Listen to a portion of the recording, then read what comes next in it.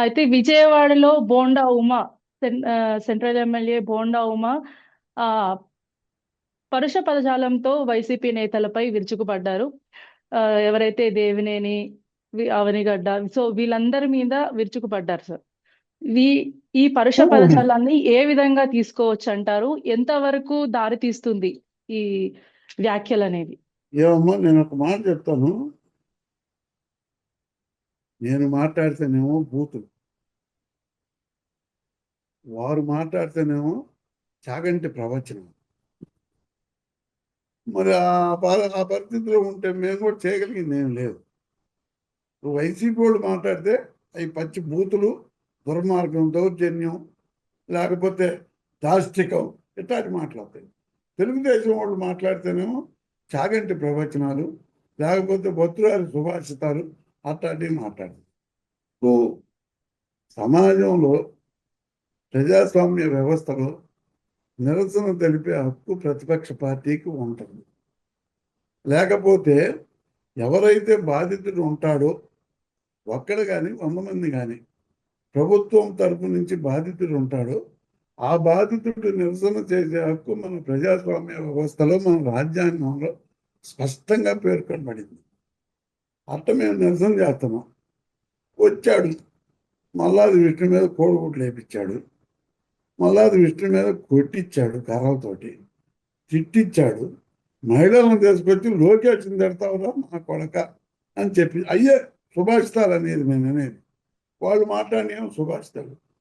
పైగా వాళ్ళు తిట్టి ఇంత చేసింది కాక మల్లాది విష్ణు గారి మీద కేసు పెట్టారు. తిట్టినటువంటి బోండా ఉమా మీద లేదు, తిట్టినటువంటి తెలుగుదేశం కార్యకర్తల మీద లేదు, కొట్టినటువంటి తెలుగుదేశం నాయకుల మీద లేదు. మల్లాది విష్ణు గారు తద్వారా ఆయనతో పాటు ఉన్నటువంటి 100 మందినో 80 మందినో కేసులో పెట్టారు. దుర్మార్గాలు ఎంతకాలం తాగుతాయమ్మా? ఆయన దేవుడు అనేవాడు చూస్తూ ఉంటాడు. మేమేమన్నా మిమ్మల్ని తిట్టినా, లేకపోతే మీ ప్రభుత్వాన్ని అనవసరంగా విమర్శించిన మీరు ఎగబడచ్చు.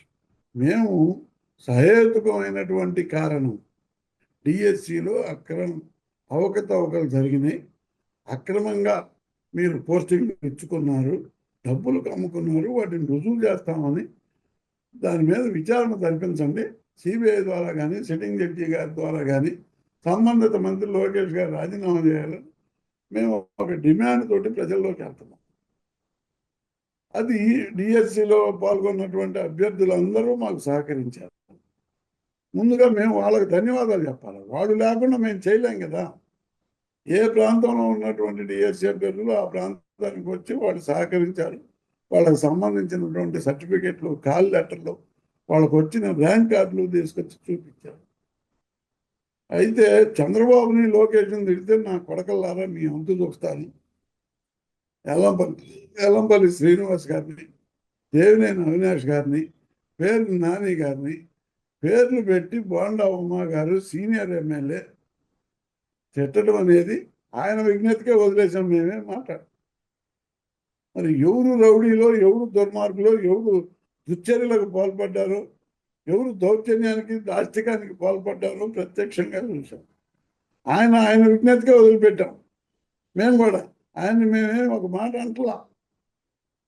సీనియర్ ఎమ్మెల్యే అయ్యుండి చంద్రబాబు నాయుడికి, లోకేష్కి పాదాక్రాంతుడు అయి వాళ్ళ ప్రాపకం కోసం మొన్నేదో ముద్రగడ మీటింగ్లో, ముద్రగడ సంతాప సభలో ఏదో మాట్లాడానని దాన్ని కాంపెన్సేట్ చేసుకోవడం కోసమే ఈ డ్రామా అంతా. అక్కడ 100కి 100 మార్కులు పడాలా, అందుకని ఈ కాంపెన్సేట్ చేసుకోవడం కోసమే ఈ డ్రామా ఆడాడు. తిట్టు, నీకు నోరు ఉంది, తిడుతున్నావు, అధికారం ఉంది, తలకు మించి పాటలు పడుతున్నావు, అవకాశం అనేది మాకు కూడా వచ్చింది, అది గుర్తుపెట్టుకుంటే మంచిది. బోండా ఉమామహేశ్వరరావు గారు, మేము మిమ్మల్ని ఎప్పుడు ప్రజా వ్యవస్థలో జరిగే అన్యాయాలను నిలదెత్తనమే కానీ వ్యక్తిగతంగా మేము ఎప్పుడు ఎవరిని టార్గెట్ చేయట్లేదు. ఇది గమనించాలి. ఏ నాయకుడైనా, అధికారంలో ఉండేవాడైనా, అధికారంలో లేని వ్యక్తులైనా ఇది గమనించాలా. దీన్ని గమనించి మనం పరివర్తన చెందాలా. పరివర్తన చెంది ఎదుటివాడిని ఎందుకు తిట్టాలా, ఎదుటివాడిని తిట్టి ఇప్పుడు కొడతావా, అవినాష్ ఇంటికి పోయి కొడతావా? ఇప్పుడు బోండా ఉమా చరిత్ర ఏంది, అవినాష్ కుటుంబ చరిత్ర ఏంది, ఎల్లంపల్లి శ్రీనివాస్ చరిత్ర ఏంది, మల్లాది విష్ణు చరిత్ర ఏంది, పేరు నాని చరిత్ర ఏంది, విజయవాడ ప్రజలందరికీ తెలుసమ్మా. నీకు నాకే కాదు, అక్కడ విజయవాడ ప్రజలందరికీ తెలుసు. విజయవాడ పుట్టిందే రౌడీ రాజకీయం మీద పూర్వం నుంచి. ఎప్పుడు రాధారంగా గారి కన్నా ముందు కూడా ఆ విజయవాడలో రౌడీ రాజకీయం పుట్టింది. రౌడీ రాజకీయం నుంచే రాజకీయ నాయకులు బయటకు వచ్చారు. వాళ్ళు రూపాంతరం చెంది రాజకీయ నాయకులు అయ్యారు. ఆ కోవల నుంచి వచ్చిన వాళ్ళే వీళ్ళంతా. నువ్వేం తక్కువ తినలేదు కదా బోండా ఉమా కూడా. అది తెలుసుకొని మాట్లాడు, తెలుసుకొని నీ విలువను నువ్వు కాపాడుకోవాలి. నువ్వు తిట్టినంత మాత్రాన మా ఒంటి మీద అవి నిలబడే ఏం కాదు. నాకు అవకాశం వచ్చినప్పుడు నేను కూడా ఈ బ్యాంకులో వేసుకొని, అమ్మా ఈ తిట్లన్నీ బ్యాంకులో వేసుకొని మేము ఆ రోజు డిపాజిట్ డ్రా చేసుకుంటాం. మా గవర్నమెంట్ వచ్చింది డ్రా చేసుకొని మేము కూడా ఒక పుస్తకం చదువుతాం. అప్పుడు తెలుసుద్ది నీకు మనసుకి ఎక్కడ ఎంత బాధ కలుగుద్దో అని. ఎదుటి వ్యక్తిని గబక్కన తోలనాడి మాట్లాడటం అంటే మన మీద మనం ఉమ్మేసుకున్నట్టేనమ్మా. ఇవాళ నువ్వు తిట్టావు, రేపు నేను తిడతాను. ఇంకో రోజు చంద్రబాబు నాయుడే చెబుతాడు, ఏమమ్మా నేను తిట్టమన్నాను ఏంది నిన్నని.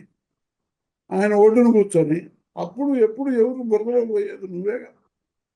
కాబట్టి ఉమాగారు తెలుసుకోవాల్సింది ఏంటంటే, సాటి వ్యక్తిని, నీకు మళ్ళీ సాటి శాసనసభ్యులు, నీకు మళ్ళీ సాటి పొలిటీషియన్స్, నీకు మళ్ళీ సాటి స్థానిక నాయకులు గౌరవించండి.